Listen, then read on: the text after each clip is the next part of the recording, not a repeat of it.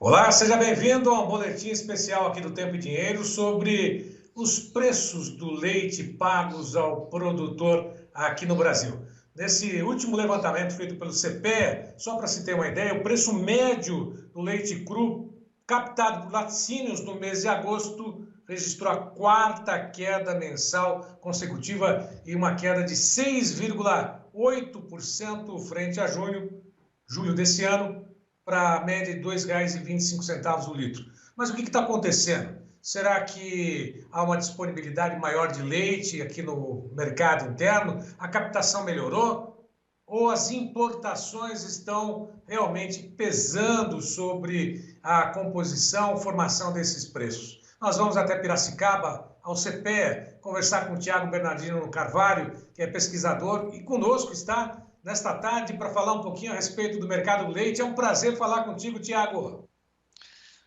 Prazer todo meu, Sérgio. É uma satisfação estar aqui junto com vocês. Tempo e dinheiro é importantíssimo aí trazer informações para o produtor, para toda a cadeia produtiva do leite. Muito prazer. Bom, o prazer é todo nosso. O produtor já sabe, muitos estão deixando a atividade, principalmente os pequenos, né, que vê uma situação, ora lá no sul com relação ao excesso de chuvas, né, ora com relação ao calor, mas não é esse exatamente o grande problema, mas sim o mercado nacional que está sendo inundado pelas importações de produtos lácteos, de leite de outros países. Seria esse o grande problema para a formação desses preços de R$ 2,25 a média Brasil do leite? Pois é, você bem pontuou na introdução ao tema. Eu acho que você colocou os principais pontos, que são uma oferta maior, uma produção maior, né? Um aumento de disponibilidade de leite no campo do Brasil, aqui com os produtores. Esse é um fator importantíssimo, né? A gente tem também todo esse cenário de maior importação. Então, tudo isso ajuda a ter uma disponibilidade interna maior de leite no nosso mercado. É um número que me chama bem também bastante atenção, relacionado ao preço de agosto, como você bem citou, 2,25 média Brasil. É o menor preço, podemos dizer, desde 2020, né? Ele fica abaixo de 2020 para o mês de agosto. Tradicionalmente, junho, julho, agosto, preços mais firmes, com uma tendência já de queda natural, mas realmente preços ainda mais firmes. E se a gente analisar, considerando até a inflação, a gente está falando de preços apenas superiores a 2019. Então, também ajuda a entender um pouquinho, colocando um passo atrás de todo esse cenário, tudo o que aconteceu nesses últimos 4 anos, de 20 a 23.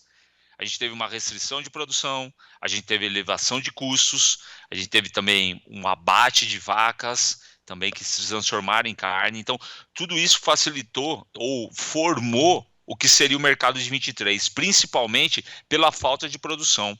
Começa lá em 22, preços recordes, principalmente na entre-safra do leite, tradicionalmente, mas preços elevadíssimos, e com o custo mais barato do grão, muitos produtores se motivaram a produzir mais, né? E isso continuou no começo desse ano. A gente vê o começo desse ano a venda de sêmen, né, de leite, né, para aumentar a produção muito mais forte, muito mais aquecida que, por exemplo, de corte. Então, a gente aumentou a produção. E, paralelo a isso, a gente tem mais importação. Então, inundou-se o mercado, né, e aí, como você bem disse, em alguns principalmente o Rio Grande do Sul, né? Começa o ano com muita seca, depois agora tem muita chuva, a briga com os produtos importados. Então, são todos esses fatores que levam realmente a gente a ter uma pressão em cima do leite. E por fim, né, a gente fala do consumo. O brasileiro ainda está muito refém ainda, infelizmente, de muita incerteza, seja econômica, política. O salário muitas vezes já mais acomodado, com uma inflação mais controlada, mas ainda a gente está pagando um preço de uma inflação alta que termina 21, 22. Então, o brasileiro que controla a inflação, preços altos do leite, principalmente no ano passado, ele sofre um pouco no consumo. Isso é natural, principalmente dos derivados lácteos. Então, são todos esses fatores que junto fazem com que o preço ao produtor, infelizmente, fique bem pressionado, ou ficou bem pressionado, como você bem disse, pelo quarto mês seguido, perdão. Tiago, eu não quero chamar a atenção do produtor, ele bem sabe, porque realmente é uma briga muito grande com relação a essa queda dos preços, né? Nós sempre falamos a respeito dos percentuais de queda, né? O que chama a atenção é de que 29,4% abaixo do valor pago no mesmo período do ano passado, ou seja, quase 30% a menos do que foi pago em agosto do ano passado, que também já não tinha uma remuneração muito grande, né? E só esse ano de 2023, né, uma queda de 13,6%, pegando a colinha, inclusive no material que vocês disponibilizaram aqui no CPE. Né? Com esses números dá para poder já entender realmente a pressão e o desânimo do produtor, não? Sim, os números que você colocou, né, na mesa para todos os ouvintes realmente assusta. A gente tem uma retração forte, basicamente 30% em termos do preço do leite, por mais que também o milho reduziu, sim, né, mas também não chegou nesse montante. Então, os números ou as desvalorizações dos preços pagos ao produtor realmente são bem significativas. É importante pontuar, aí falando um pouquinho do macro, né, os preços do leite também estão caindo ao redor do mundo. A gente tem realmente uma acomodação do consumo no mundo todo, uma oferta maior. A gente também tem no mercado nosso interno preços mais pressionados da soja, do milho, temos também preços mais pressionados até mesmo da carne bovina. Então, realmente, é um reflexo do como anda o consumo no mundo todo.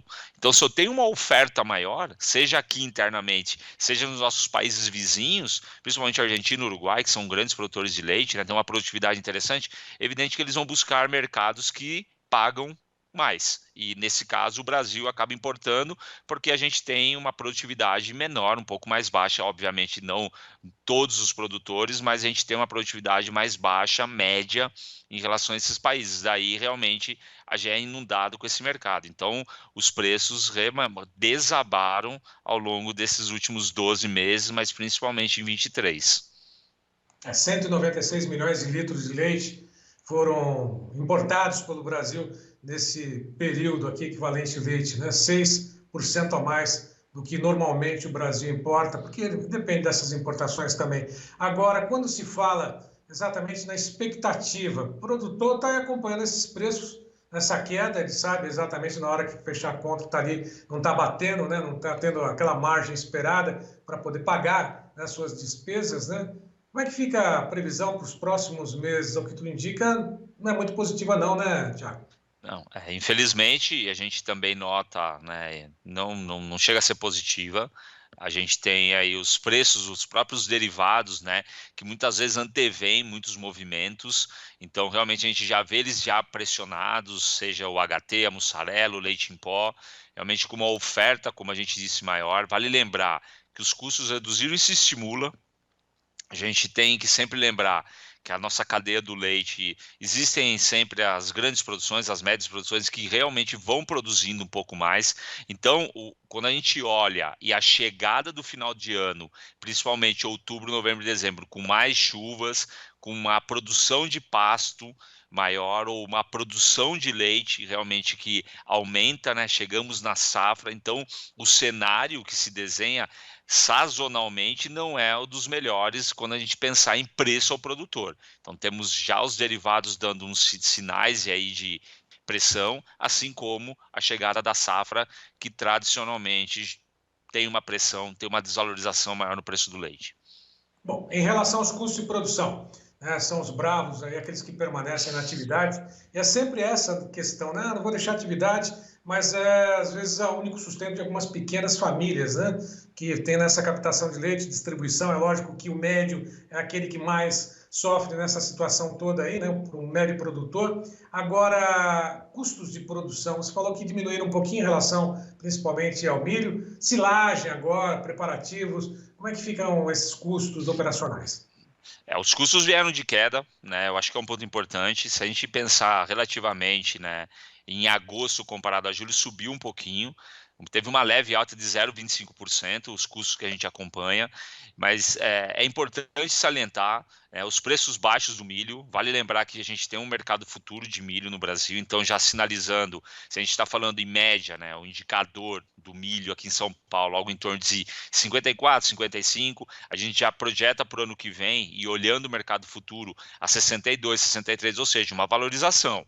Então, é importantíssimo realmente o produtor de leite se planejar. A vaca está lá, toda a infraestrutura está lá. A lógica é realmente eu produzir mais para reduzir esse meu custo fixo, seja de alimentação, seja da minha vaca, seja do meu funcionário. Não é simples, concordo que não seja simples, mas se a gente tem uma previsão que o custo vai aumentar e o preço do leite realmente, de certa maneira, mais baixo, né, não valorizando tanto como um custo, aí realmente a gente precisa fazer um planejamento para aumentar essa produtividade, né?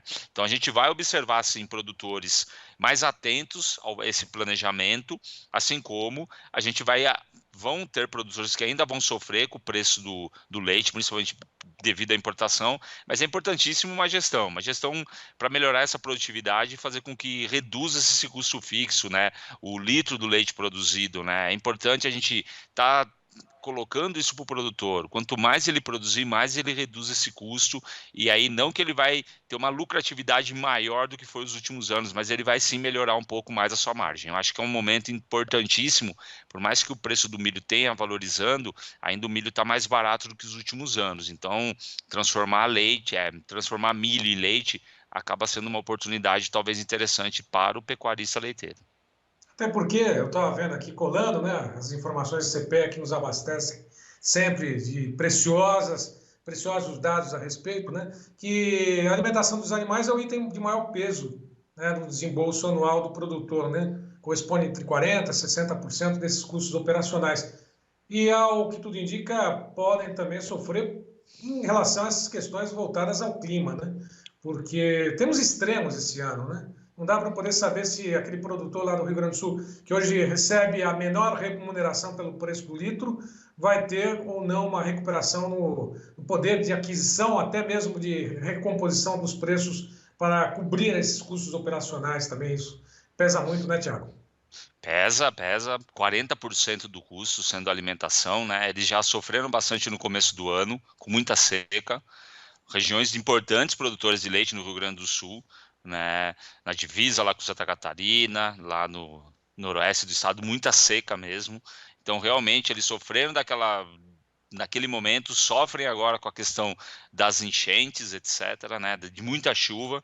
Então, realmente, o poder de compra do produtor de leite, principalmente aí, especificamente falando do gaúcho, mas isso vale também para o Brasil como um todo, dado a preços menores, realmente fica bem delicada a situação. Por isso que é importante esse planejamento, sabendo que eu tenho 40% do meu custo vinculado a um alimento, eu tenho que realmente montar um planejamento sempre de médio e longo prazo, que é importantíssimo para a sobrevivência na atividade. Mas realmente a situação não é muito fácil, não, muito agradável para o leiteiro. Tiago, para finalizar, agradecendo a tua participação conosco, você vê oportunidades nessa área, nesse setor? Perdão, desculpa? Você vê oportunidades, apesar de todas as questões voltadas aos preços, né, esse desânimo do produtor, existem oportunidades, sim ou não? Existe, sempre existe oportunidade. Eu acho que para falar, vamos falar do macro, chegando no produtor de leite.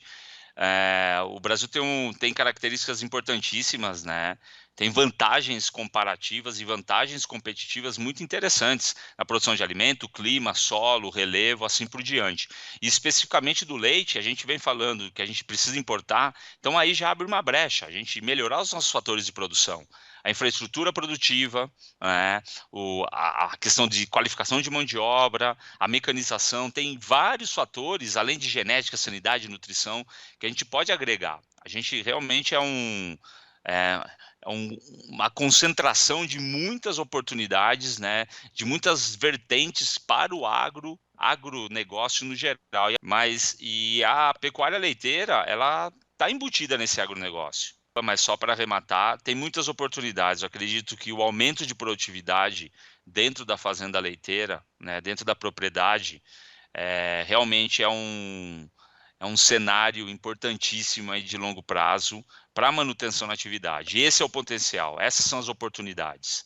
Como eu disse no início, temos clima, temos condições muito favoráveis ao cultivo, mas também a produção pecuária, né, a produção agrícola. Então, a gente tem realmente fatores que levam a gente ter uma competitividade importantíssima, desde que a gente empregue a tecnologia no campo. Então, tem um cenário médio e longo prazo muito favorável para o agronegócio e para a pecuária leiteira no Brasil.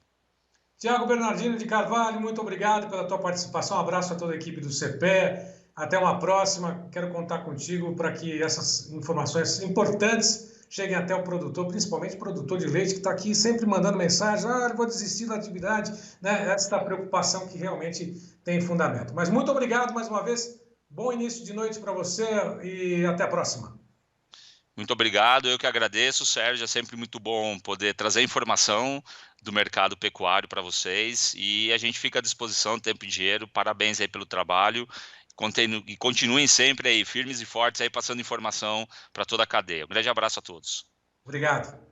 Bom, e a todos que estiveram conosco, nosso muito obrigado. Essas informações estarão disponíveis nos canais oficiais do Tempo e Dinheiro. E a todos, mais uma vez, obrigado pela participação. Continue nos prestigiando, curtindo, comentando todas as informações, compartilhando esses mesmos detalhes a respeito do que acontece no agronegócio brasileiro. E quem não conhece, quiser fazer parte do Clube de Assinantes, tem uma oportunidade de tanto. Vai lá, faça parte do Clube de Assinantes do Tempo e Dinheiro. Uma ótima tarde a todos, até mais.